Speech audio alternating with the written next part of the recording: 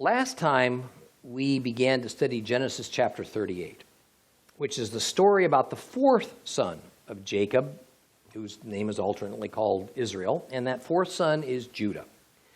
It is from the tribe of Judah that we have the Jews. So let's reread chapter 38 so that we can begin afresh. Genesis chapter 38. Genesis chapter 38. If you have a complete Jewish Bible, it is on page 42.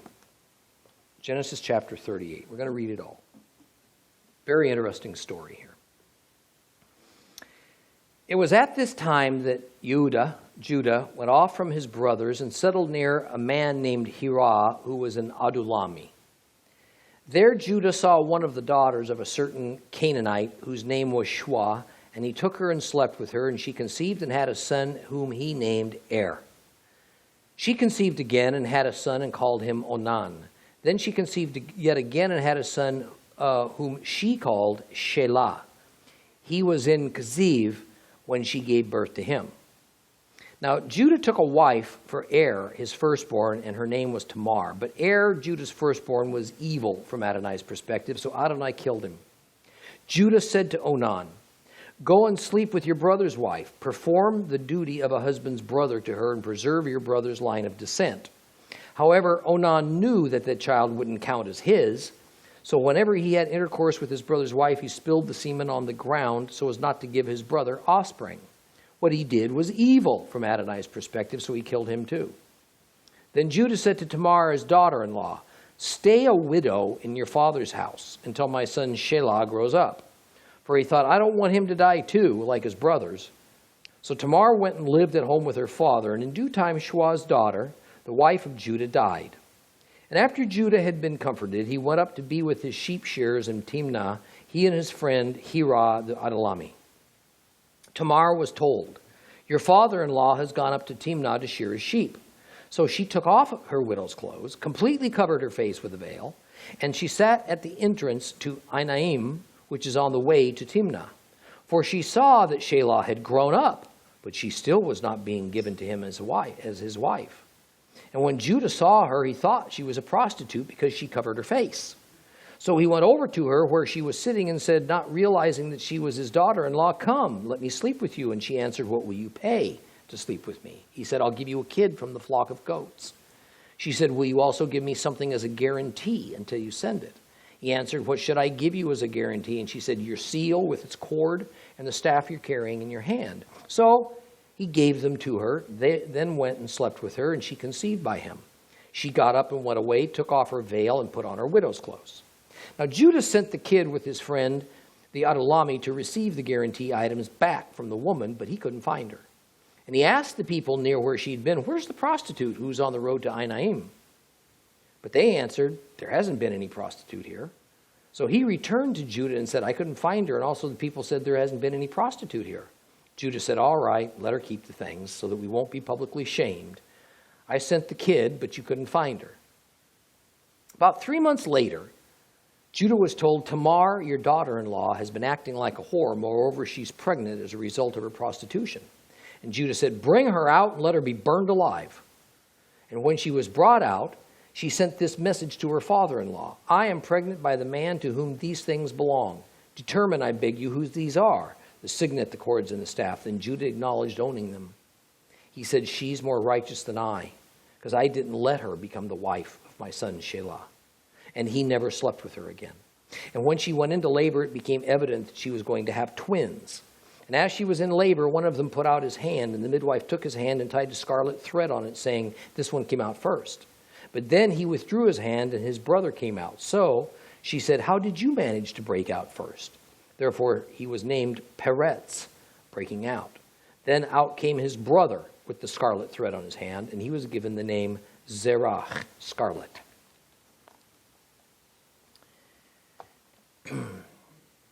What we have here is a story of bloodlines and genealogy. But it's also a story that relates cultural information from that era, as well as historical data that we're going to find linked in later times to cities and places and people.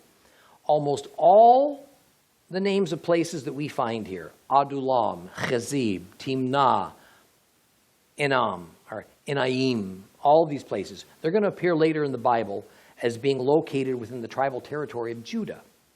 So while this section of Israelite history seems a little bit disconnected from the direction the Torah seems to be taking, making Joseph's life the central theme, the remainder of Genesis, in fact, it's here to show Judah's rise to prominence, and then make some connections even in the life of the future King David.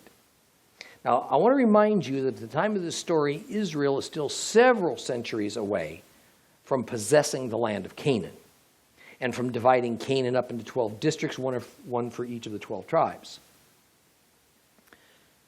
The time frame of this story is somewhere between the day that Joseph was sold off to those slave traders and the day that Jacob decided to move his entire family to Egypt to survive the famine. Now, what we see in this narrative is that Judah had children with a Canaanite woman, a most definite no-no to God.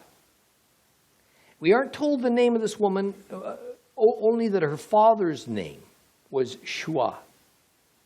Now, without doubt, we will see that Judah had made a conscious decision to part ways with his family, the rest of the Israelites, for a time.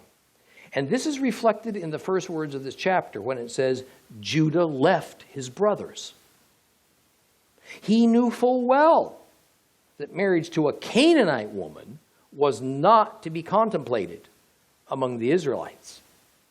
And as we all know, when we want to do something that is both wrong and unacceptable to our families, what do?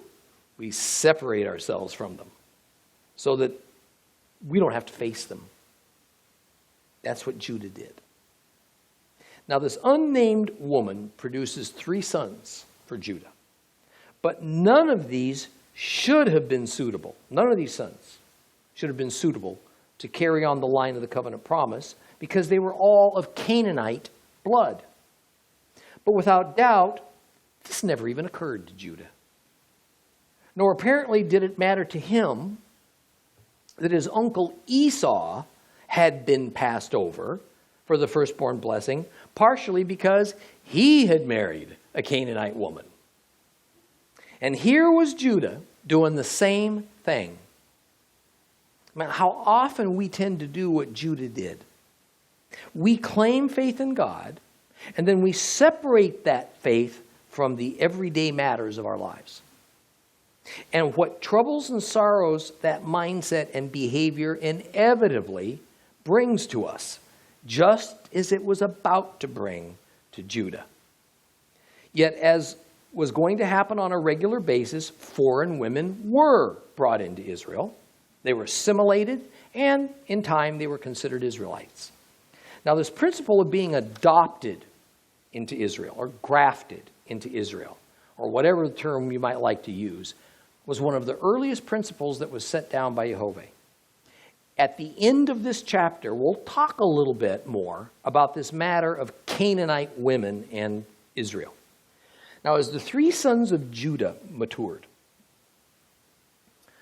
the firstborn son of Judah, was given a wife selected, as was customary, by Judah. This wife's name was Tamar. Now, Tamar just means palm tree.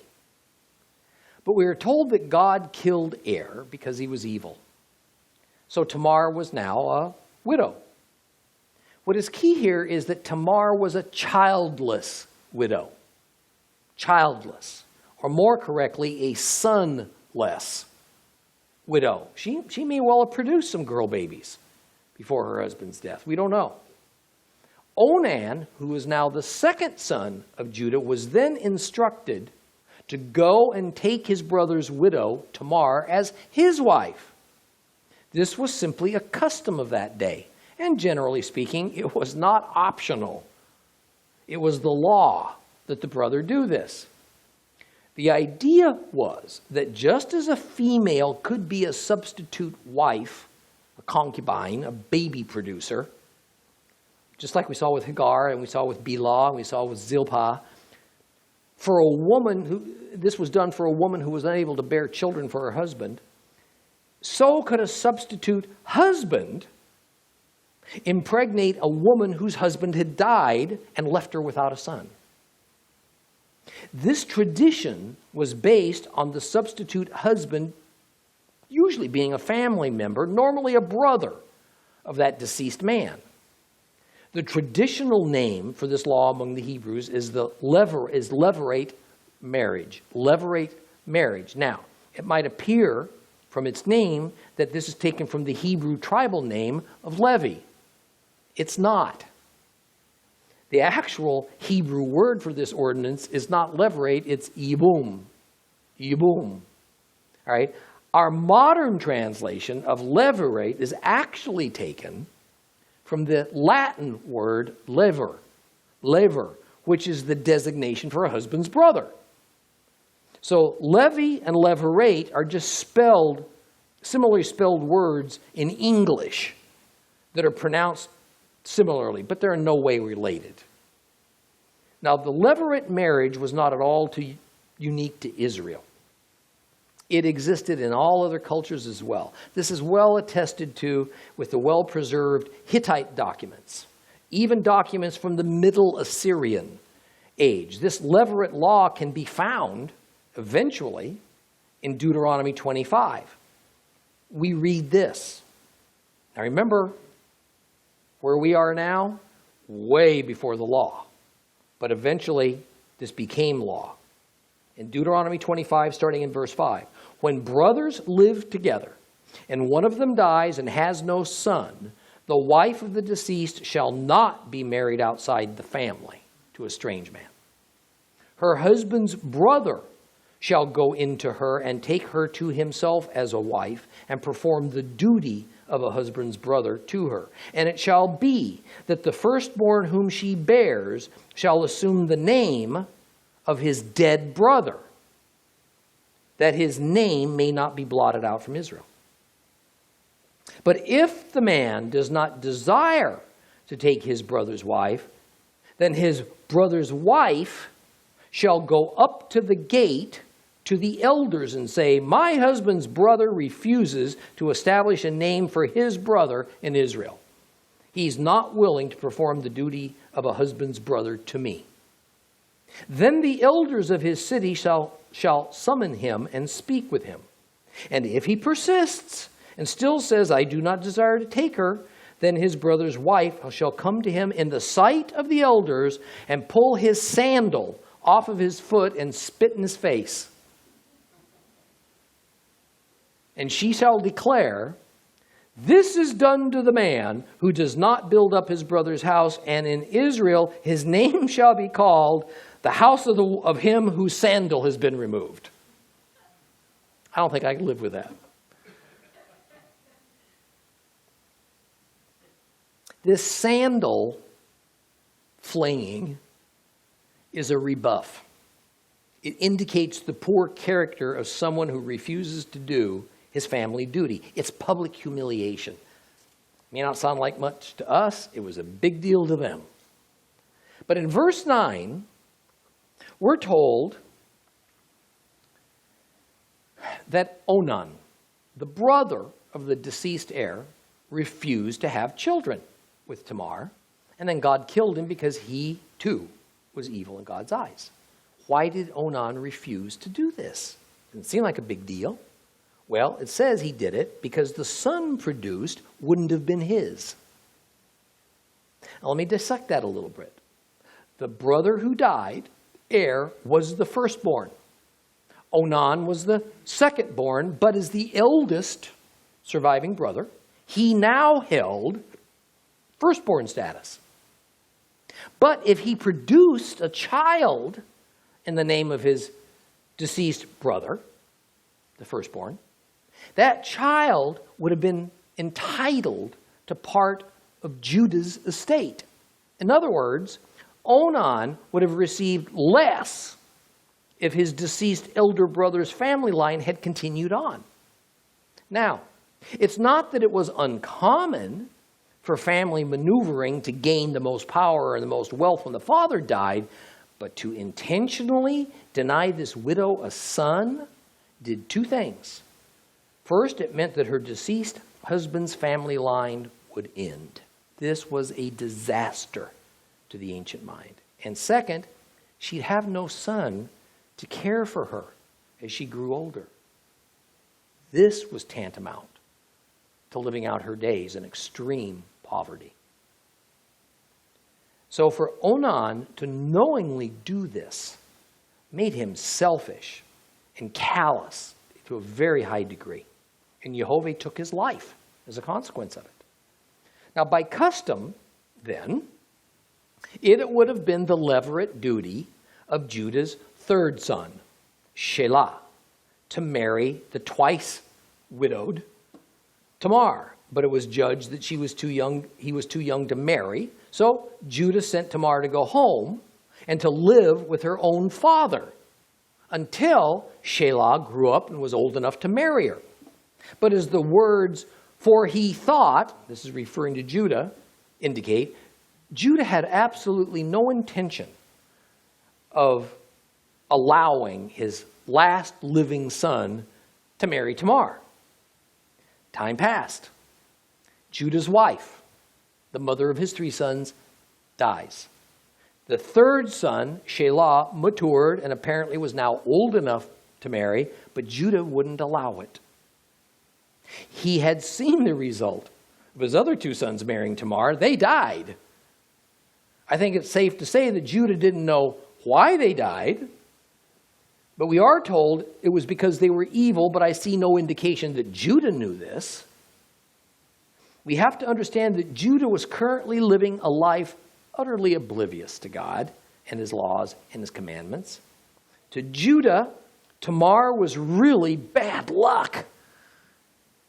And he wasn't going to chance losing his last son, his last heir, by letting him marry this woman who seemed to bring down God's wrath upon all of her husbands.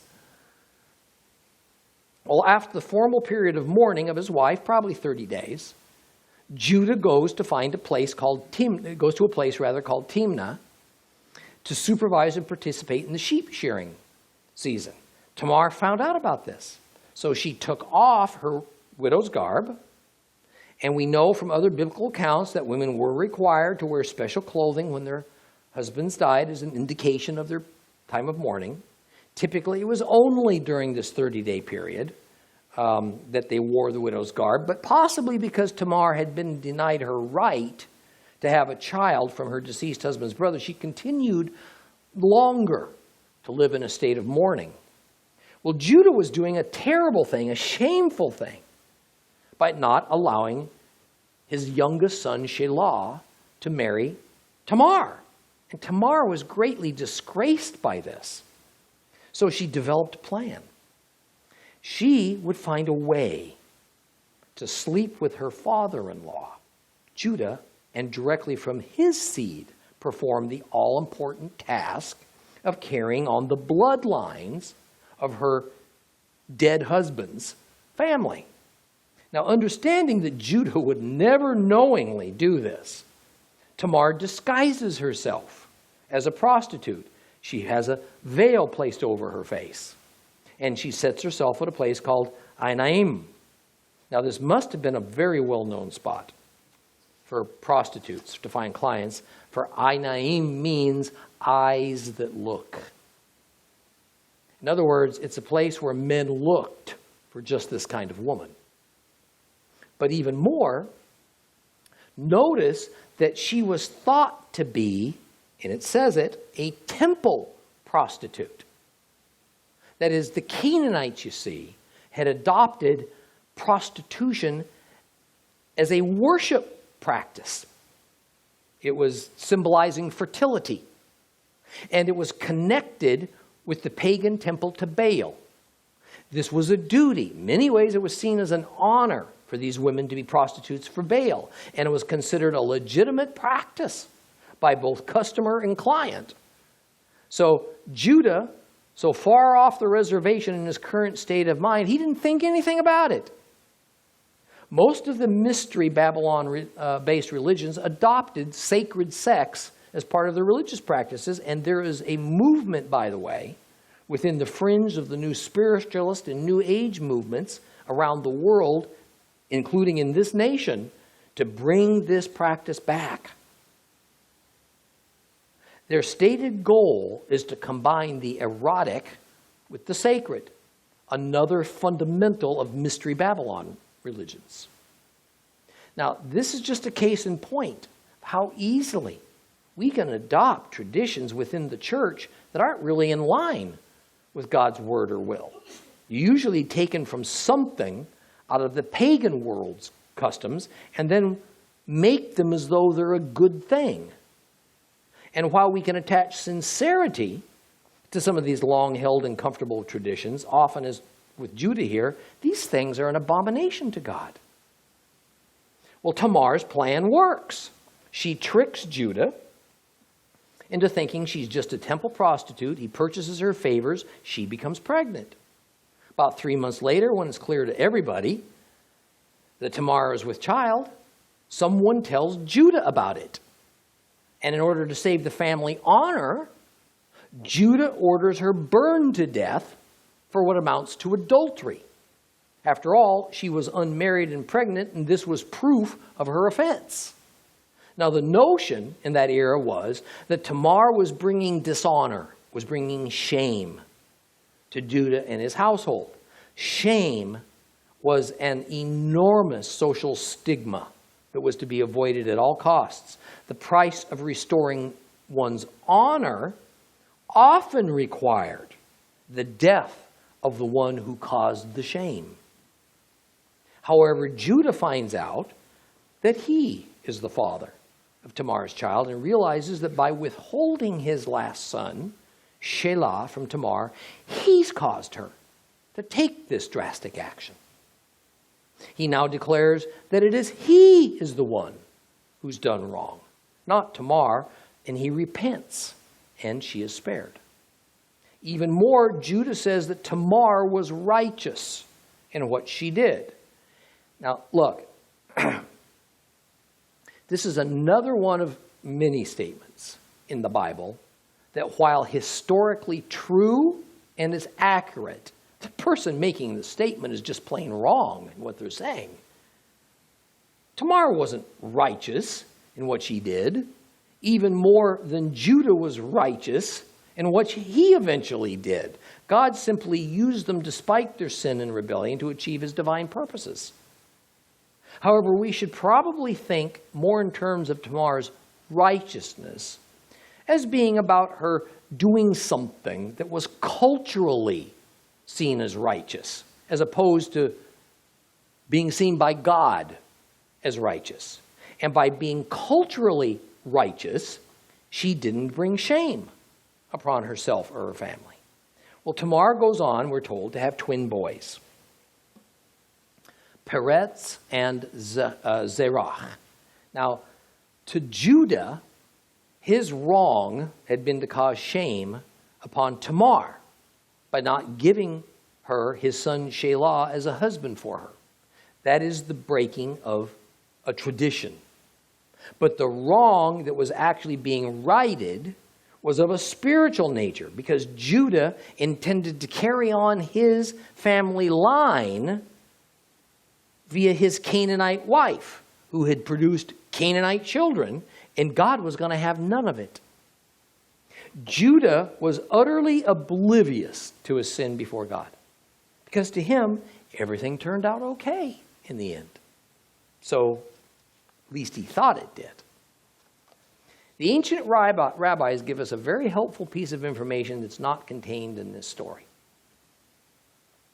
Tamar is a Semite. She's a descendant of Shem, the sanctified line of good. That is, she is not Canaanite. She is not a descendant of Ham, the accursed Canaanite line of evil. Up to now, Judah had produced his 3 sons by a Canaanite woman. And what happened to these 3 sons, pardon me, I don't know where that came from. And what happened to these 3 sons of a Canaanite mother? Well, 2 of them died. The third one that should have given Tamar a son by custom and would have produced the line that carried on the line of Judah never got the opportunity to do that, because Judah refused to let it happen for all the wrong reasons. The result is Judah himself unwittingly made Tamar pregnant. The result is, despite Judah's intention that the line of covenant promise, which he apparently didn't much care about, would have been polluted by Canaanite blood, it wound up that Judah impregnated a Semite woman, Tamar, and from her came the Semite sons that would carry on the line of promise. We have seen in previous chapters to what length God would go to not allow Canaanite blood to be mixed with Israelite blood, particularly when it would affect the line of covenant promise. Jehovah even did it when the covenant line was not directly affected, as when the planned marriage between Jacob's daughter Dinah and the king of Shechem's son was averted, when all the males of Shechem were killed by Simeon and Levi. But since Judah is the father of Tamar's children, and since Tamar is a Semite, the children from their union would be, from a bloodline standpoint, acceptable to God. So we see that the particular line of covenant promise that began with Abraham, which went on to Isaac, to Jacob, now to Judah, the purity of that line then would eventually produce the Messiah. It's preserved by Tamar Rather's bold and unsavory act. And as we look in other chapters of the Bible, where we will see the lengthy genealogy of Jesus, we get confirmation of this, because we see that Peretz, the firstborn of Tamar's twin sons, is a direct ancestor of Yeshua. Peretz, son of Judah by his daughter-in-law, Tamar, his widowed daughter-in-law, is the one who carries forth the line of covenant promise for the tribe of Judah, with no Canaanite blood in him. Further, we see God's governing dynamic of sanctification at work.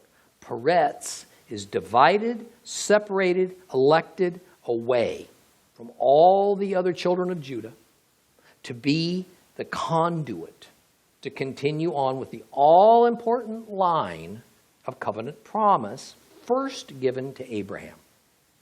But we also see the governing dynamic of divine providence playing out as Judah and Tamar each attempt to satisfy some of their cultural traditions and their own selfish lusts and ambitions. Neither of them had the intent to obey God, nor did either of them realize they would produce the next generation of the line of covenant promise, Peretz. There could not be a better example and demonstration of divine providence than this story. So there's more significance to this chapter than meets the eye. But now let's move on to Genesis chapter 39. Because here the Torah resumes the tale of Joseph in chapter 39. His time in Canaan is over, and his life in Egypt begins when he's but a teenager. And it's not going to end there until his death. Let's read Genesis chapter 39, all of it. Open your Bibles to Genesis chapter 39, it's page 43 if you have a complete Jewish Bible.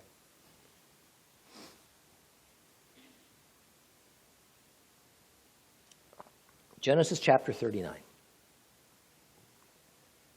Yosef was brought down to Egypt, and Potiphar, an officer of Pharaoh's and captain of the guard, an Egyptian, bought him from the Ishmaelim, the Ishmaelites, Arabs, who had brought him there.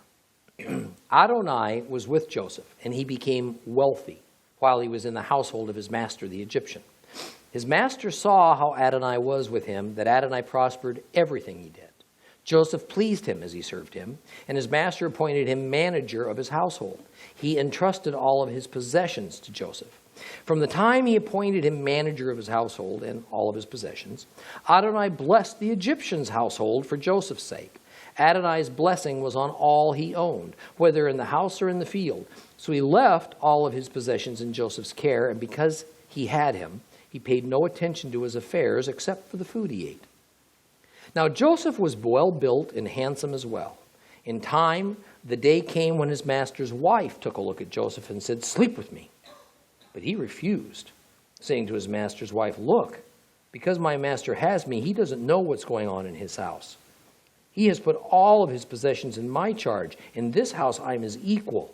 He hasn't withheld anything from me except yourself because you're his wife. How could I do such a wicked thing and sin against God?" But she kept pressing him day after day. Nevertheless, he didn't listen to her. He refused to sleep with her or even be with her. However, one day, when he went into the house to do his work, and none of the men living in the house was there indoors, she grabbed him by his robe and said, "Sleep with me." But he fled, leaving his robe in her hand, and got himself outside. But when she saw that he had left his robe in her hand and had escaped, she called the men of her house and said to them, "Look at this. My husband brought in a Hebrew just to make fools of us. He came in and wanted to sleep with me, but I yelled out loudly. And when he heard me yelling like that, he left his robe with me and he ran out." And she put the robe aside until his master came home. Then she said to him, "This Hebrew slave you brought us came in to make a fool out of me. But when I yelled out, he left his robe with me and fled outside. And when his master heard what his wife said as she showed him, 'Here's what your slave did to me,' he became furious. Joseph's master took him and put him in prison, in the place where the king's prisoners were kept. And there he was in the prison. But Adonai was with Joseph, showing him grace, giving him favor in the sight of the prison warden. The prison warden made Joseph supervisor of all the prisoners in the prison, so that whatever they did there, he was in charge of it. The prison warden paid no attention to anything Joseph did, because Adonai was with him, and whatever he did, Adonai prospered. This chapter begins with Joseph down in Egypt and Potiphar purchasing him as a house servant. Now, the first verse says something that seems so obvious to us that our eyes kind of skip right over it, or we don't pay it any heed, but it's this. Potiphar, an officer of Pharaoh's and captain of the guard, an Egyptian. Here we are in Egypt, and we have to be told Potiphar is an Egyptian? What else would we have expected than for the second in command over all of Egypt, but that he would have been an Egyptian? Yet Moses, who wrote this down, made a point of it for some reason. The answer lies in the fact that at one time, long before Israel became a sovereign nation, Egypt was conquered. And it found itself under the control of non-Egyptians. The thing is, it was only in later times that Egypt sought a position as a world power. Up to Joseph's time, Egypt had been a very highly developed civilization that had contact with the outer world, had sent emissaries, and even developed trade with the outer world, but the goal seems to have only been to make Egypt, within its own borders, a great nation, a prosperous nation. Historically, up to the time of Joseph, there appears to have been no aggressive imperialistic designs by Egypt. However, as is the case since there have been nations, that goal turned out not to be a two-way street. They soon found out that simply being a peace-loving nation, trying to just get along with its neighbors, didn't immunize them from conflict or from aggression. Egypt was attacked and it was routed by Bedouins, Semites, who had come from the area of Arabia and Syria. The war was not a result of any dispute that we're aware of between Egypt and these Semites, but it was simply because these Bedouins wanted what Egypt had. And these Semite rulers controlled Egypt for around 2 centuries. That's right, Semites, sons of Shem, cousins of Israel, they sat as Pharaoh on the throne of Egypt, not Egyptians. The Egyptians called these foreign rulers of Egypt the Hyksos. Hik means king. Sos means shepherd. So these foreigners were known as the shepherd kings. And we don't know a lot about them, nor are we able to precisely place them in time because the records from the Hyksos period are very scant. This might seem strange in itself because the Egyptians were tremendous writers of history. They were great records keepers. But on the other hand, as was typical of most ancient nations, the Egyptians did not record defeats. They didn't record times when they were subjugated. What we know of this time generally comes from records from private Egyptian citizens who lived through that terrible era for the Egyptians. But even with some inherent historical inconsistencies and contradictory scientific evidence, scholars generally agree that during the time of Joseph, and perhaps 100 years or so, maybe a little more, after Joseph's death, it was Semite shepherd kings that ruled over Egypt. So with Bedouins, Semites, in control at the time that Joseph was sold into slavery in Egypt, it explains why Moses thought it important to mention that Potiphar was not a Bedouin. He was an Egyptian. He was an exception. And it also explains how, as we're going to soon discover, the Pharaoh seemed to have a little trouble with giving Joseph, a foreigner, a Hebrew, an Israelite, such an incredible amount of authority over Egyptians. For the best current evidence is, indeed, the Pharaoh was not an Egyptian. He and Joseph were Semites, kind of cousins. Now, with all that as a background, let's continue. Joseph is a very good-looking young man. And Potiphar's wife is quite taken with him. He also, in some way, which we're not told, became prosperous. So apparently he was able to do more than simply to serve Potiphar. All we know is that God was with Joseph and he did well for himself and he did well for Potiphar. Now we're going to find this statement that God was with Joseph 4 times in this chapter. And obviously it's to make the point that even though Joseph was abandoned by his family and he was placed into a strange land with strange gods, the God of Israel was still with him. He was protecting him, controlling matters, guiding events. Bad circumstances, listen to me, bad circumstances in your life, that doesn't mean God's turned his back on you. It's not what it means. Even the fact that the Semite Hyksos were in power, this was divine providence. Though, of course, Joseph was oblivious to all this. Well, Potiphar's wife was infatuated with Joseph, constantly after him. He refuses all of her advances, and it happens again and again and again. And one day, Mrs. Potiphar tires of being rebuffed by a purchased house servant. So she grabs Joseph, and he runs for his life. But in doing so, she grabs a piece of his garment. Then she decides to take revenge for being scorned. She claims Joseph tried to rape her, tells her husband this. Joseph is thrown into prison. Notice also that she declares in verse 14 that this Hebrew was brought in by her husband to make fools of her household. This is another indication of the hatred that the Egyptians had for any Semite. And this was due to their current condition of being subjugated by Semitic people, even though this particular group of Semites wasn't Hebrews. And within no time, Joseph is made supervisor over all the prisoners. And by the way, although the concept of prison is one that's always been part of our society, it was not part of every society in Joseph's day. Prisons didn't exist among most of the Canaanite societies, didn't exist among the Hebrews. God protected Joseph even though he was locked up.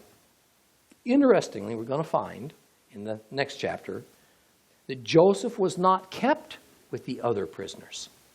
He was being kept in the home of the prison captain, although it was some kind of a dungeon or a basement and not the normal household living space. But just as important was that without his knowing it, Joseph was proving his trustworthiness to the very man who had locked him up, and undoubtedly all who came into contact with him.